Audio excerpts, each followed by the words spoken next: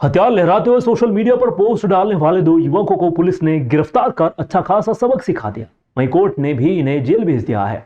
बता दें कि दो युवकों ने तेज रफ्तार कार में चाकू लहराते हुए सोशल मीडिया पर डालना उनको महंगा पड़ गया। यह वीडियो सोशल मीडिया पर तेजी से वायरल भी हुआ। इस पर महाकाल पुलिस ने कार्रवाई करते हुए बेगमबाग क्षेत्र में रहने वाले दो युवकों को गिरफ्तार कर लिया। उन्हें सबक सिखाते हुए सरेआम उठक बैठक भी लगवाए कोर्ट में पेश किया, जहां से दोनों को जेल भेज दिया गया।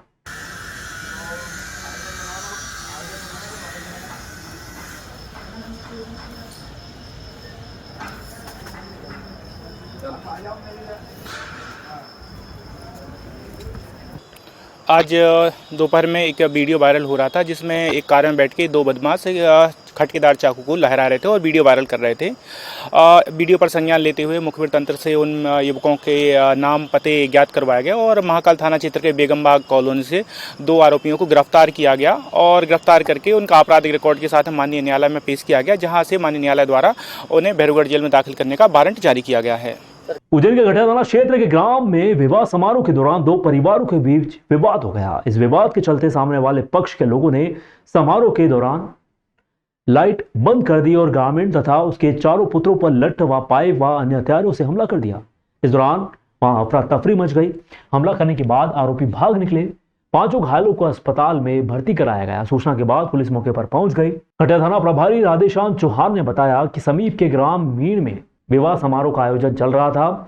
शादी में समीप के ग्राम राजू खेड़ी में रहने वाला राजा राम अपने चार पुत्र इसमें कमल, प्रकाश, मोहन व अरुण के साथ शामिल होने के लिए गया था। विवाह समारोह के बीच उनका विवाद समीप के गांव रहने वाले उनके शादी थी। हम शादी में गए थे, खाना वाना खा के सो गए थे। जिसके बाद में उकारपुरा ले आकर लोगों ने हमला किया। गोदू जी और रमेश, बाली भाई ने, जितेंद्र ने बुलाकर सबने हमला करवाया रात की 11 बजे और हमें बक्का की तलवार से ये झाड़ हथियार चलाए सबने मिलके।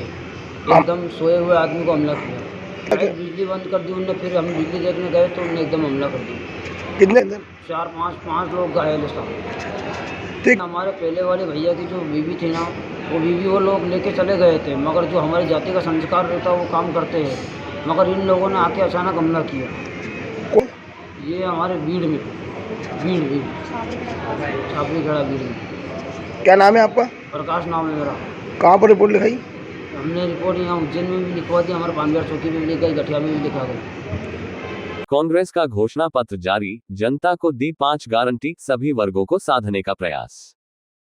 कांग्रेस ने लोकसभा चुनाव के लिए आज अपना न्याय यात्रा घोषणा पत्र जारी कर दिया, जिसमें सभी वर्गों को साधते हुए 5 गारंटी दी गई है, जिन्हें सरकार बनते ही पूरा करने का वादा किया गया है।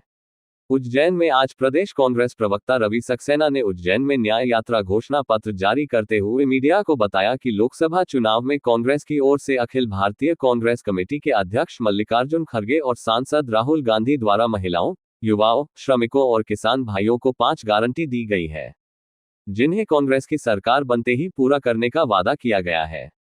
संगठन प्रभारी ने बातचीत में कहा कि कांग्रेस लोकसभा चुनाव में बेहतर प्रदर्शन करेगी और हम प्रदेश में छिंदवाड़ा और राजगढ़ लोकसभा सीट बहुमत के साथ जीतेंगे। देखिए, कांग्रेस पार्टी ने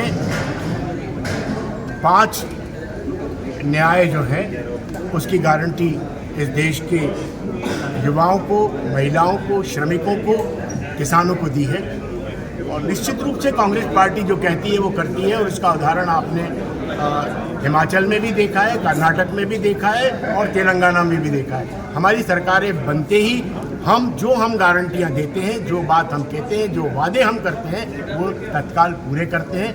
यही कांग्रेस पार्टी की रीत है।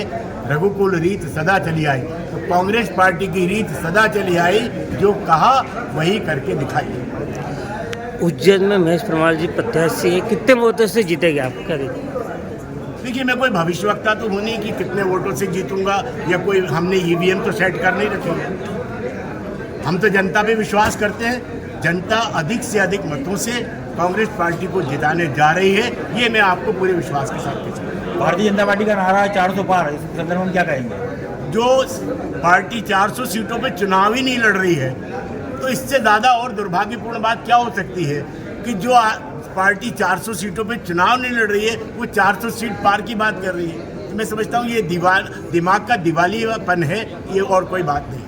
मध्य प्रदेश में 29 की 29 लाने की दावा कर रही है, 29 के 29 लाने की दावा कर रही है भाजपा। अब वो तो मैंने आपको कहा ना, वो 400 की भी बात कर रही है, वो तो हो सकता है कि 600-700 भी करने लगे, क्योंकि मोदी जी तो कह चुके हैं 600 करोड़ लोगों का मेरे को विश्वास है। तो जब बोलने की बात हो तो कुछ भी बोल सकते हैं। तेज गर्मियों का मौसम शुरू हो चुका है और ऐसे में हर जगह पेयजल संबंधी समस्याएं देखने को मिल रही है। उज्जैन में भी गर्मी शुरू होते ही जल संबंधित परेशानी शुरू हो जाती है। एक बार फिर शहर भर की प्यास बुझाने वाले गंभीर बांध की स्थिति गंभीर नजर आ रही है। इसके चलते एक दिन छोड़कर जल प्रदाय करने का निर्णय लिया गया है। गंभीर डैम की वर्तमान की स्थिति, डैम में फिलहाल 694 FCFT पानी ही मौजूद रह गया। एक दिन छोड़कर पानी सप्लाई किया जा रहा है तो लगभग 85 दिनों तक शहरवासियों की प्यास बुझाई जा सकेगी। अप्रैल का महीना जब से शुरू हुआ है, गर्मी में भी बढ़ोतरी देखी गई है। इसके कारण भूजल रिसाव व वाष्पीकरण बढ़ गया है, जो डैम के पानी के स्तर पर प्रभाव डाल रहा है। रोजाना प्रदाय किए जाने वाले जल की बात की जाए तो 9 MCFT पानी सप्लाई किया जाता है। फिलहाल पानी का लेवल 694 FCFT है।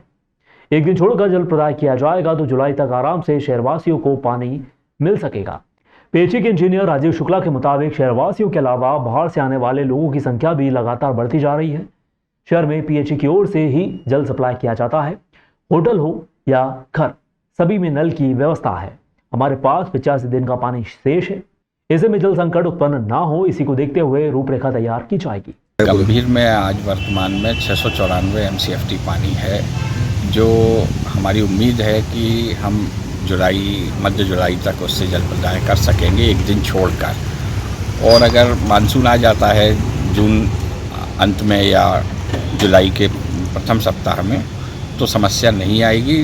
लेकिन अगर आगे मानसून की स्थिति जैसी बनेगी उस हिसाब से आगे चल के फिर पानी की उपलब्धता के अनुसार निर्णय लिया जाएगा। उज्जैन में लगातार पुलिस और एसपी प्रदीप शर्मा को शिकायतें मिल रही थी कि नियमों को ठेंगा दिखाकर उज्जैन में ई रिक्शा चल रहे हैं।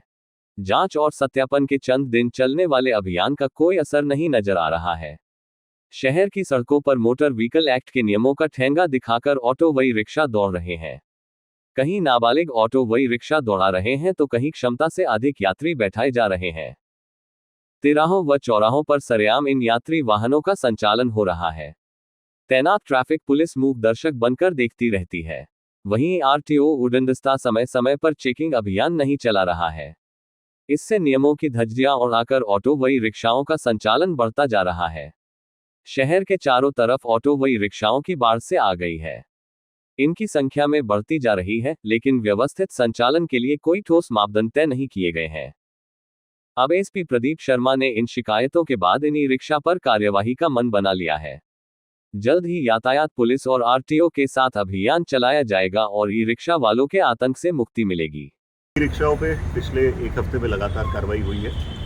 इनको सभी जगह थानेवार चिन्हित किया जाके चेक कराया जा रहा है, इनको वेरीफाई कराया जा रहा है। इनके ट्रैफिक थाने के माध्यम से इनको जोनल नंबर्स अभी डिस्ट्रीब्यूट कराए जा रहे हैं, कलर कोडिंग कराई जाएगी। इनको यूनिफॉर्म के लिए बता दिया गया कि अपनी यूनिफॉर्म पहनेंगे। और जो मैंने आपको बताया कि ITMS के माध्यम से जो ऑनलाइन चालान है, अगर ई रिक्शा वाले रॉन्ग साइड जाते हैं या गलत जगह पार्किंग में खड़ी करके सवारी उतारते हैं, सवारी भरते हैं, तो उनके खिलाफ भी ऑनलाइन चालान की कार्रवाई की जाएगी। उज्जैन में अवैध अतिक्रमण हटाने की कार्रवाई के अंतर्गत नगर पालिका निगम आयुक्त आशीष पाठक के निर्देशानुसार रिमूवल गैंग द्वारा जोन क्रमांक 3 स्थित सिविल अस्पताल के पीछे की लगी हुई अवैध गुमटियों को आज हटाया गया।